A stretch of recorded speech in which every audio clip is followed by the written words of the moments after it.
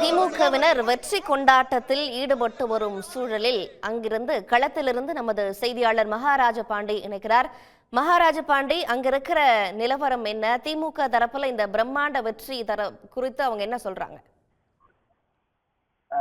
கண்டிப்பாக விழுப்புரம் மாவட்டம் விக்கிரவாண்டி தொகுதி இடைத்தேர்தல் வாக்கு எண்ணிக்கை இன்று காலை 8 மணிக்கு சரியாக தொடங்கியது.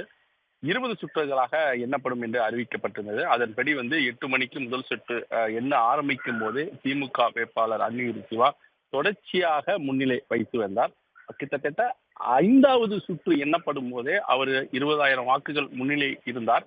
இதையடுத்து திமுகவினர் 1 கிலோமீட்டர், அதாவது வாக்கு எண்ணிக்கை மையத்திலிருந்து 1 கிலோமீட்டர் தூரத்தில் இருக்கும் பனையபுரம் கூட்டுறவு ரோட்டில் பட்டாசு வெடித்து இனிப்பு வழங்கியும் அவர்கள் கொண்டாட்டத்தில் ஈடுபட்டனர். அப்போதே திமுகவினுடைய வெற்றி உறுதியாகிவிட்டது, எங்களுக்கு இது மிகவும் மகிழ்ச்சியாக இருக்கிறது, தமிழக முதல்வர் ஸ்டாலினுடைய திட்டங்களுக்கு தான் இது கிடைத்த வெற்றி என்று திமுகவினர் மகிழ்ச்சியுடன் தெரிவித்தனர்.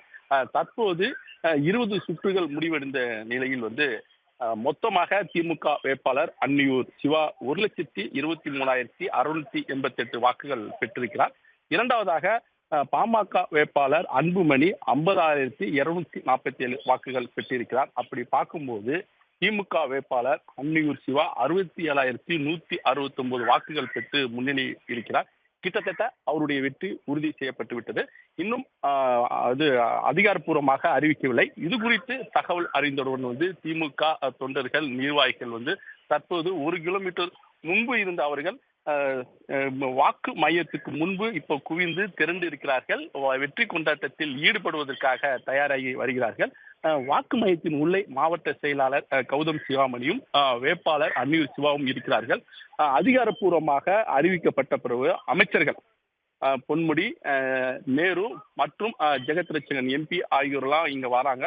அவர்கள் முன்னிலையில் வெற்றிக்கான சான்றிதழை பெற்ற பிறகு வெற்றி கொண்டாட்டத்தில் ஈடுபடும் திமுகவர்கள் இந்த தொகுதியிலிருந்து, அதாவது பண்ணையபுரம் வாக்கு எண்ணிக்கை மையத்திலிருந்து ஊர்வலமாக புறப்பட்டு விழுப்புரம் சென்று அங்குள்ள அண்ணா சிலை மற்றும் கலைஞர் அறிவாலயத்தில் இருக்கும் கலைஞர் சிலைக்கு மாலை அணிவித்து கொண்டாடவிருப்பதாக கட்சியினர் தெரிவித்திருக்கார்கள். நமது வேட்பாளர், அதாவது அன்னியூர் சிவா எப்போது வெற்றி சான்றிதழை பெற்று வெளிவருவார், அவரை தோளில் தூக்கி சுமந்து அவரோடு வெற்றி கொண்டாட்டத்தில் ஈடுபட வேண்டும், அதற்காக நாங்கள் காத்திருக்கிறோம், அவர் எப்போது வருவார் என்று ஒரு ஆர்வத்தில் தான் வாக்கு எண்ணிக்கை மையம் வெளியே திமுக தொண்டர்கள் குவிந்திருக்கிறார்கள். அதை நேரடி காட்சியில் தான் நீங்கள் பார்த்து கொண்டிருக்கிறீர்கள். அப்படி பார்க்கும்போது இன்னும் ஒரு அரை மணி நேரத்தில் திமுக வேட்பாளர் அன்னியூர் சிவாவுடைய வெற்றி கொண்டாட்டம் தொடங்கிவிடும் என்பதில் எந்த சந்தேகமும் இல்லை.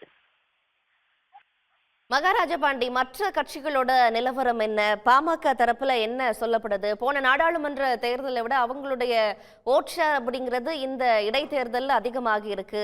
அவங்க இந்த வெற்றி குறித்து, அவங்களுடைய 2ஆம் இடம் பிடித்தது குறித்து என்ன சொல்றாங்க? இது தொடர்பாக, அதாவது இந்த இடைத்தேர்தலில் நாங்கள் வெற்றி பெற்று விடுவோம், எங்களுடைய செல்வாக்கு நிமிர்ந்து நிற்கும், நாங்கள் யார் என்பதை இந்த உலகத்துக்கு காட்டுவோம், குறிப்பாக தமிழகத்துக்கு காட்டுவோம் என்று பாமக தலைவர் அன்புமணி ராமதாஸ் தேர்தல் பரப்புரையில் தெரிவித்திருந்தார். அப்படி இருக்கும் பட்சத்தில் அவர்கள் இந்த இடைத்தேர்தலில் தோற்று பாமக 2வது இடம் பிடித்திருக்கிறது. இந்த தோல்வி குறித்து பாமகவுடைய வழக்கறிஞர், செய்தி தொடர்பாளர் பாலு செய்தியாளரிடம் தற்போது பேசி வருகிறார். அதன் பிறகுதான் அவர் என்ன சொல்லியிருக்காரு, எதற்கு சொல்லியிருக்காரு என்று தெரிய வரும். அதாவது இந்த தோல்வி குறித்து, எங்களுக்கு எப்படி தோல்வி ஏற்பட்டது என்பது குறித்தும் அவர் செய்தியாளரிடம் விளக்கம் தெரிவித்து வருகிறார். மற்றபடி ராம் தமிழர் கட்சியை சேர்ந்த வேட்பாளர்களோ மற்ற சுயேட்சை கட்சி வேட்பாளர்களோ யாருமே இது தொடர்பாக இந்த தோல்வி குறித்து இன்னும் பேசவில்லை. முதல் முறையாக பாமக தோல்வி குறித்து அதனுடைய செய்தி தொடர்பாளர் பாலு பேசி வருகிறார்.